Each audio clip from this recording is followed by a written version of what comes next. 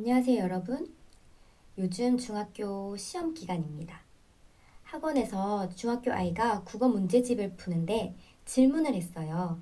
그런데 질문의 내용이 문제에 대한 질문이 아니에요. 무엇이었냐면 음절이 뭐예요? 정서적인 게 뭐예요? 단어에 대한 질문이었어요. 단어를 몰라서 질문하기에 바쁜 거예요. 문제를 이해하고 풀 시간에 단어가 이해가 안 돼서 못 풀고 있는 겁니다. 시험 공부할 때 어휘력이 큰 걸림돌이 되는 것입니다. 그럼 그 어휘력을 어떻게 키울 수 있는지 알려드리겠습니다. 독서는 어휘력을 높여주며 이 어휘력은 학생들에게 직접적인 연관을 줍니다. 교과서나 시험 문제에 나오는 단어들을 이해하지 못하면 내용을 제대로 파악하지 못하고 그 결과 성적이 저하될 수밖에 없습니다. 미국 교육심리학회 연구에 따르면 어휘력이 높은 학생들이 수학, 과학, 사회 과목에서 더 높은 성과를 보였다고 합니다. 이는 단순히 국어 과목뿐만 아니라 전반적인 학습 성과와 어휘력이 긴밀하게 연결되어 있음을 나타냅니다. 왜 긴밀하게 연관이 되어 있을까요? 단어를 모르면 책을 읽고 싶어도 단어를 모르니 읽혀지지가 않습니다. 영어도 단어를 모르면 그 문장을 해결할 수 없듯 국어도 그렇습니다. 그럼 책을 읽고 싶지 않겠죠. 책을 이해하지 못하면 교과서도 이해할 못할 가능성이 큽니다. 단순 계산이 아니라 이렇게 문제를 읽고 이해를 해야지만 풀 수 있는 사고력 수학이 많습니다.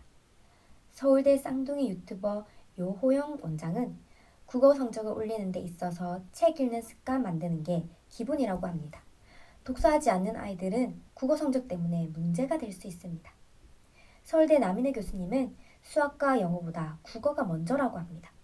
국어는 언어이기에 이것으로 지식을 습득하고 생각하기 때문에 읽고 이해하는 언어 자체가 국어라는 말입니다.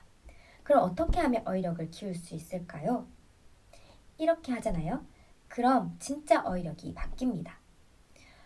그것은 바로 식상하게도 독서입니다. 하지만 독서법이 다릅니다.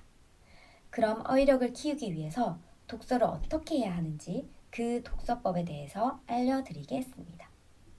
첫 번째, 제대로 읽고 있는가입니다. 무슨 말이냐?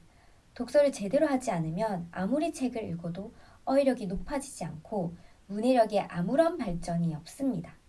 그렇다고 책을 정확하게 읽었는지 매일 체크한다면 아이들이 공부처럼 느껴져서 독서가 재미없어지겠죠?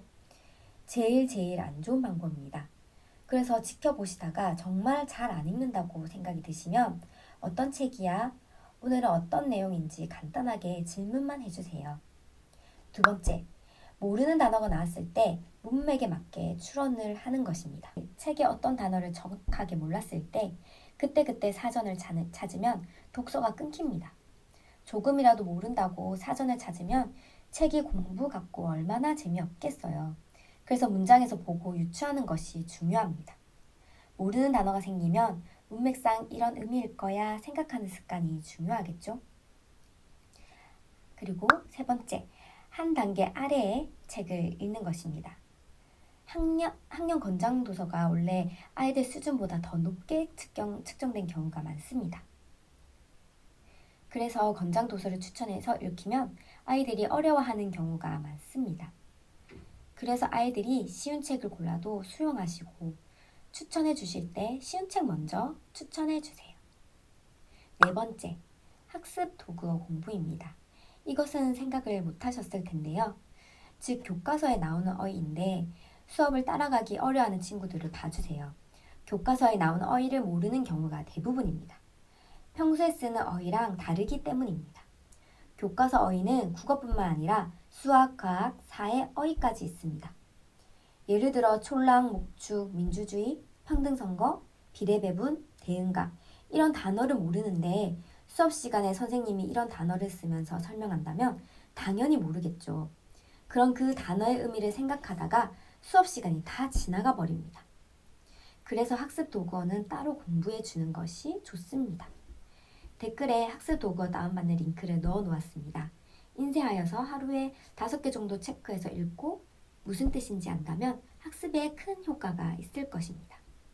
그럼 책을 안 읽는데 성적이 좋은 친구들 있죠. 그런 아이들은 어떻게 된 거냐 생각하실 수 있을 거예요. 독서 교육 전문가 최승필 작가는 책을 안 읽는데 성적이 좋은 친구들은 이런 경우라고 합니다. 첫 번째, 질문을 많이 하는 친구들입니다. 질문이 다르다고 합니다. 자기의 사고의 과정 끝에 멈춘 그 지점을 질문하는 건데요. 그럼 그 질문의 답에 대한 생각을 하다가 또 그 지점에서 또 궁금한 점을 또 질문한다고 합니다. 관찰하고 생각하고 이것을 잘하는 것인데요. 이 생각은 독서의 패턴과 똑같다고 합니다. 두 번째, 주위에 가르쳐주는 선생님 또는 부모님이 교과서 내용을 잘 설명해주는 경우라고 합니다. 그런데 이런 경우에는 부작용이 있습니다. 스스로 생각하고 공부할 수 없는 것이죠. 그래서 우리 아이들은 스스로 생각하고 공부할 수 있도록 안내하고 도와주어야 합니다.